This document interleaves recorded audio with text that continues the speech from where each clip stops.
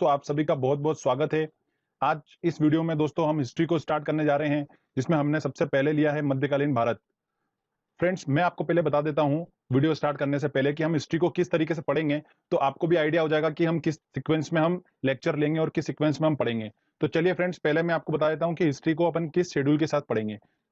History जो है, वो 3 पार्ट में डिवाइड है, प्राचीन भारत, मध्यकालीन भारत और आधुनिक भारत, मॉडर्न हिस्ट्री। हम आज जो लेक्चर ले रहे हैं वो मध्यकालीन भारत से ले रहे हैं, मतलब हमने सबसे पहले मध्यकालीन भारत को स्टार्ट करने जा रहे हैं। इस मध्यकालीन भारत के अंदर क्या क्या आता है दोस्तों, मैं आपको बता देता हूं। दिल्ली सल्तनत, मुगल काल और यूरोपियन कंपनियां, तो ये तीन जो पार्ट है, ये तीनों पार्ट मध्यकालीन भारत में हम अच्छे से स्टडी करेंगे, जिनसे क्वेश्चंस बनने के चांसेस होते हैं। मध्यकालीन भारत को हम अच्छे से पूरा कंप्लीट स्टडी कर लेंगे। उसके बाद हम आधुनिक भारत को पढ़ेंगे और फिर हम प्राचीन भारत को पढ़ेंगे। तो सबसे पहले आज का जो वीडियो है वो मध्यकालीन भारत से दिल्ली सल्तनत के ऊपर है। तो हम दिल्ली डायनेस्टी को अच्छे से पढ़ेंगे आज इस वीडियो में, और पढ़ने के बाद उसको हम एक टेस्ट भी लगाएंगे साथ ही साथ, जिससे कि पता चलेगा कि हम कहां तक पहुंच पाए हैं। तो फ्रेंड्स, आप इस वीडियो को पूरा देखिएगा, जिससे कि दिल्ली सल्तनत से अगर आपको क्वेश्चन बनता है एग्जाम में, तो आप उसको आसानी से क्रैक कर पाओ। दोस्तों, हम दिल्ली सल्तनत तक कैसे पहुंच गए, उससे पहले की कुछ घटनाएं थी, मैं आपको पहले वो घटना बता देता हूं, फिर हम दिल्ली सल्तनत को स्टार्ट करेंगे। तो उससे पहले सबसे पहले क्या हुआ था कि मध्यकालीन का दौर चल रहा था, तब अरब के कुछ लोगों ने भारत देश पर आक्रमण करा था। उसमें सबसे पहले जो था, मोहम्मद बिन कासिम ने भारत को लूटने का प्रयास करा। फिर मोहम्मद गजनवी ने 17 बार भारत पर आक्रमण करा था। उसके बाद मोहम्मद गौरी आया। इस मोहम्मद गौरी ने लगभग उत्तर भारत पर अपना साम्राज्य स्थापित कर लिया था। इसी मोहम्मद गौरी का जो था, अपना गुलाम था कुतुबुद्दीन ऐबक, इसको इसने अपना पूरा साम्राज्य सौंप दिया था, और इस कुतुबुद्दीन ऐबक ने दिल्ली सल्तनत की स्थापना करी थी। तो फ्रेंड्स, ध्यान रखिएगा आप, हम यहां तक कैसे पहुंचे ये उसके पहले की छोटी स्टोरी थी। अब मैं आपको पूरा ग्राफिकली और अच्छे से समझाता हूं, डायग्रामेटिकली, कि किस तरीके से दिल्ली सल्तनत को हम पढ़ेंगे। चलिए, दिल्ली सल्तनत में हम गुलाम वंश, खिलजी वंश, तुगलक वंश, सैयद वंश और लोधी वंश को हम अच्छे से डिस्कस करेंगे। सबसे पहला हमारा है गुलाम वंश। गुलाम वंश के अंदर काफी राजाओं ने राज करा था। हम मुख्य मुख्य जिनसे क्वेश्चंस बनते हैं उनकी शासनकाल की बात करेंगे। तो सबसे पहले ध्यान रखिएगा, गुलाम वंश के संस्थापक कौन थे? कुतुबुद्दीन ऐबक थे। कुतुबुद्दीन ऐबक ने अपनी राजधानी लाहौर को बनाया हुआ था, और इन्हें दानवीरता के कारण लाख बख्श कहा जाता था। कुतुब मीनार की नींव कुतुबुद्दीन ऐबक ने रखी थी। कुतुबुद्दीन ऐबक ने ही 2.5 दिन के झोपड़े का निर्माण कार्य कराया था। कुतुबुद्दीन ऐबक ने मध्यकाल में सबसे पहले राजस्व प्रथा को चालू करा था। तो ध्यान रखिएगा दोस्तों। इसके बाद इल्तुतमिश आए थे। इल्तुतमिश ने तुर्क के चलगाही और इक्ता प्रणाली चालू करी थी। इक्ता प्रणाली जो है, भूमि दान से रिलेटेड है। कुतुब मीनार का निर्माण कार्य पूरा किसने कराया था? इल्तुतमिश ने कराया था। तो ये जनरली क्वेश्चन बनता है, तो आप कंफ्यूज मत होइएगा। इल्तुतमिश के बाद में इन्हीं की बेटी रजिया सुल्तान को शासन दिया गया।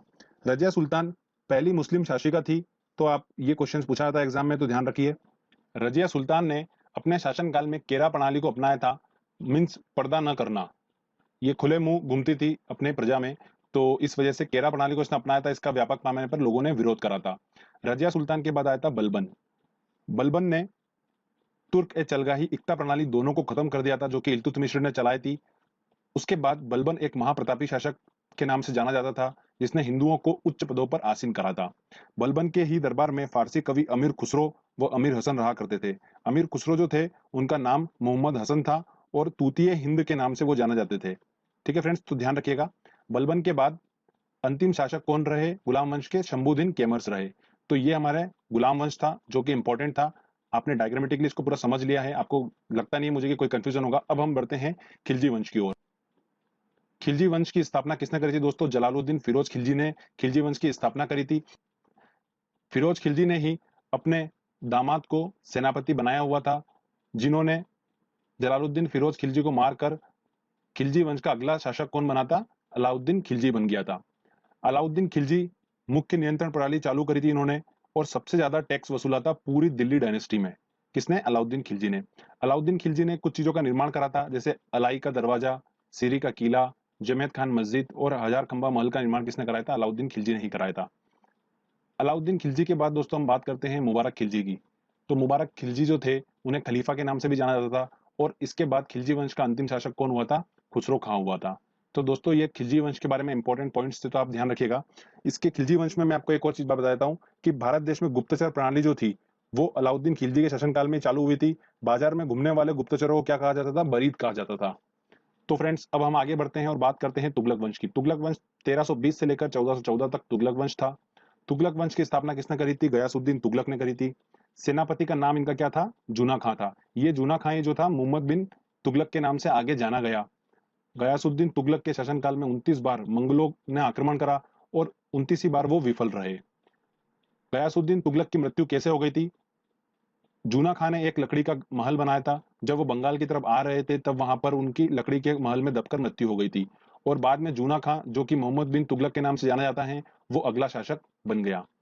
मोहम्मद बिन तुगलक जो था उसके शासनकाल में अफ्रीकी यात्री इबन बतूता आया था। अफ्रीकी यात्री कहां से आया था? ये मोरक्को से आया था। इस इबन बतूता ने रेला नाम की एक पुस्तक लिखी थी जिसके अंदर मोहम्मद बिन तुगलक के शासनकाल का वर्णन किया गया था। मोहम्मद बिन तुगलक ने अमीर एक कोही की स्थापना करी थी जो कि कृषि से रिलेटेड है। मोहम्मद बिन तुगलक ने चमड़े के सिक्के चलवाए थे, जिसे इसलिए हिस्ट्री में पागल राजा की उपाधि भी इसे दी गई थी। मोहम्मद बिन तुगलक के बाद फिरोज तुगलक आए। फिरोज तुगलक ने ओनली सिंचाई कर वसूला था। सारे कर को, टैक्सेस को बंद कर दिया था। ओनली सिंचाई कर वसूला था। दीवाने केरात और दीवाने बगदाद की स्थापना किसने करी थी? फिरोज तुगलक ने करी थी। फिरोज तुगलक के बाद अंतिम शासक तुगलक वंश का कौन था? महमूद तुगलक था। इसके बाद हम सैयद वंश की बात करते हैं। सैयद वंश में कोई इतना इंपॉर्टेंट नहीं है, बस ध्यान रखिएगा इस वंश का संस्थापक कौन था? खिज्र खां था। और अंतिम संस्थापक कौन था इसका? अलाउद्दीन आलम शाह था। लोधी वंश की बात करते हैं तो सबसे पहले बहलोल लोधी ने लोधी वंश की स्थापना करी थी। और बहलोल सिक्के इन्होंने चलाए थे। कुछ सिक्के चलाए थे चांदी के, जिन्हें बहलोल सिक्के कहा जाता था। उसके बाद आए थे सिकंदर लोधी। सिकंदर लोधी ने 1504 में आगरा शहर की स्थापना करी थी, जो कि ध्यान रखिएगा बहुत ज्यादा इंपॉर्टेंट है। फिर आए थे इब्राहिम लोधी। ये इब्राहिम लोधी लोधी वंश के अंतिम शासक हुए थे। बाबर ने इब्राहिम लोधी के शासनकाल में हमला करा था भारत में, और इन्हें 1526 में पानीपत के प्रथम युद्ध में इब्राहिम लोधी को हरा दिया था और मुगल साम्राज्य की स्थापना कर दी थी। तो फ्रेंड्स, यहाँ पर हमारा दिल्ली सल्तनत पूरा खत्म होता है। अब जो नेक्स्ट लेक्चर होगा उसमें हम मुगल साम्राज्य से स्टार्ट करेंगे। एक दो पॉइंट और आपको मैं इंपॉर्टेंट बताता हूँ। मोहम्मद गोरी जब भारत देश में जीता था तो उसने कुछ इंपॉर्टेंट युद्ध लड़े थे। तो उसमें इंपॉर्टेंट था तराइन का प्रथम युद्ध। तराइन का प्रथम युद्ध जो था वो पृथ्वीराज चौहान के साथ लड़ा था उसने, और उसमें हार गया था। तराइन का द्वितीय युद्ध फिर लड़ा उसने मोहम्मद गोरी ने, और किसके साथ लड़ा था? पृथ्वीराज चौहान के साथ ही लड़ा था, और इस बार वो मोहम्मद गोरी जीत गया था। तो ये इंपॉर्टेंट ध्यान रखिएगा। मोहम्मद गोरी के बारे में एक और इंपॉर्टेंट बात बताता हूं मैं।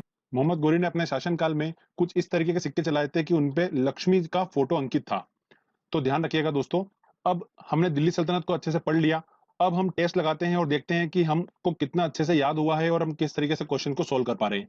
तो चलिए फ्रेंड्स, टेस्ट की ओर चलते हैं। दोस्तों, हमारा पहला क्वेश्चन है, रजिया सुल्तान किसकी बेटी थी? तो हमें पता है कि इल्तुतमिश के बाद रजिया सुल्तान बनी थी, और इल्तुतमिश की वो बेटी थी। तो ध्यान रखिएगा, पहली मुस्लिम शासिका भी कौन थी? रजिया सुल्तान थी। तो इसका आंसर होगा ए। तराइन की पहली लड़ाई किसके बीच हुई थी? तो मैंने आपको बताया था मोहम्मद गोरी और पृथ्वीराज चौहान के बीच में हुई थी, और इसमें मोहम्मद गोरी हार गया था और पृथ्वीराज चौहान जीत गया था। तो मोहम्मद गोरी और पृथ्वीराज चौहान, आंसर डी। तो इसका आंसर होगा डी।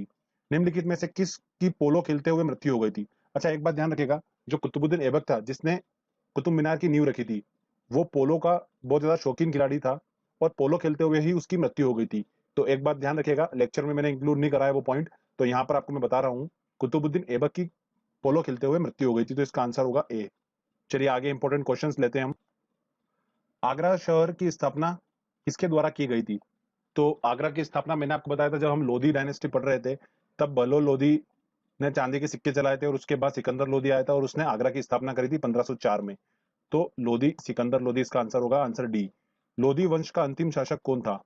फ्रेंड्स, आपको पता ही है कि इब्राहिम लोधी उसका अंतिम शासक था, जिसको बाबर ने पानीपत के प्रथम युद्ध में हराया था। तो आंसर होगा इसका बी। भारत के दिल्ली पर राज करने वाली पहली मुस्लिम महिला शासिका कौन थी? मुमताज, नूरजहां, रजिया सुल्तान। ऑब्वियस सी बात है दोस्तों, रजिया सुल्तान थी, मैं आपको बता चुका हूं। चलिए आगे इंपॉर्टेंट क्वेश्चंस लेते हैं। यात्री इबन बतूता कहां से आया था? तो किसके शासनकाल में आया था फ्रेंड्स? ये मोहम्मद बिन तुगलक के शासनकाल में आया था। अफ्रीका से, मोरक्को से आया था, मैं आपको बता चुका हूं। आंसर होगा इसका ए। कुतुब मीनार का कार्य किसने पूरा करा था? देखो, काफी कंफ्यूजन है, लोग इसको क्या करके आते हैं, कुतुबुद्दीन ऐबक करके आते हैं, बट न्यू कुतुबुद्दीन ऐबक ने रखी थी, बट कंप्लीट काम उसका किसने कराया था? इल्तुतमिश ने कराया था। लाख बख्श किसके नाम से जाना जाता है? तो फ्रेंड्स, बाबर, अकबर बिल्कुल भी नहीं, कुतुबुद्दीन ऐबक को ही इसकी दानवीरता के कारण लाख बख्श कहा जाता था। चलिए आगे और इंपॉर्टेंट क्वेश्चंस। इनमें से किसने इक्ता प्रणाली चालू करी थी? फिरोज तुगलक, बलबन, कुतुबुद्दीन ऐबक और इल्तुतमिश ने। फ्रेंड्स, मैंने आपको बताया था इल्तुतमिश ने तुर्क ए चलगाही और इक्ता प्रणाली चालू करी थी? तो इक्ता प्रणाली किस चालू करी थी? इल्तुतमिश ने करी थी। भारतीय इतिहास में मूल्य नियंत्रण प्रणाली की शुरुआत की थी? ऑब्वियस सी बात है, हमें याद है अलाउद्दीन खिलजी ने सबसे ज्यादा टैक्स वसूला था और मूल्य नियंत्रण प्रणाली किसने चालू करी थी? अलाउद्दीन खिलजी ने चालू करी थी। प्रसिद्ध कवि अमीर खुसरो दरबार में रहते थे? देखिए फ्रेंड्स, कितनी बार क्वेश्चन पूछा गया। तो अमीर खुसरो किसके दरबार में रहते थे? ध्यान रखिएगा, मैंने आपको बताया था बलबन के शासनकाल से वो मोहम्मद बिन तुगलक के शासनकाल तक रहे हैं। बलबन से लेकर इल्तुतमिश, तो बलबन बाद में आए थे, उनके कुतुबुद्दीन ऐबक के बाद में आए थे, तो अलाउद्दीन खिलजी इसका आंसर होगा। ए आंसर बिल्कुल सही है। चलिए आगे और इंपॉर्टेंट क्वेश्चंस लेते हैं हम। शासकों में कौन सा क्रम सही है?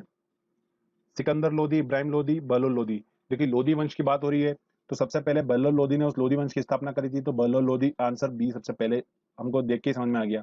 तो बहलोल लोदी था, फिर सिकंदर लोदी था, फिर इब्राहिम लोदी था, तो आंसर इसका बी होगा। किस मुस्लिम शासक के सिक्कों पर देवी लक्ष्मी की आकृति बनी थी? तो फ्रेंड्स मैंने आपको बताया था मोहम्मद गोरी के सिक्कों पर उसने लक्ष्मी की आकृति बनाई थी, तो मोहम्मद गोरी, तो इसका आंसर होगा बी फ्रेंड्स।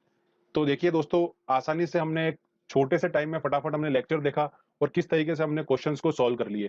तो फ्रेंड्स ये लेक्चर आपका काफी मदद करेगा, एग्जाम से कुछ समय पहले आप उसको अच्छे से देख लीजिएगा और रिवाइज आपको आराम से हो जाएगा फटाफट।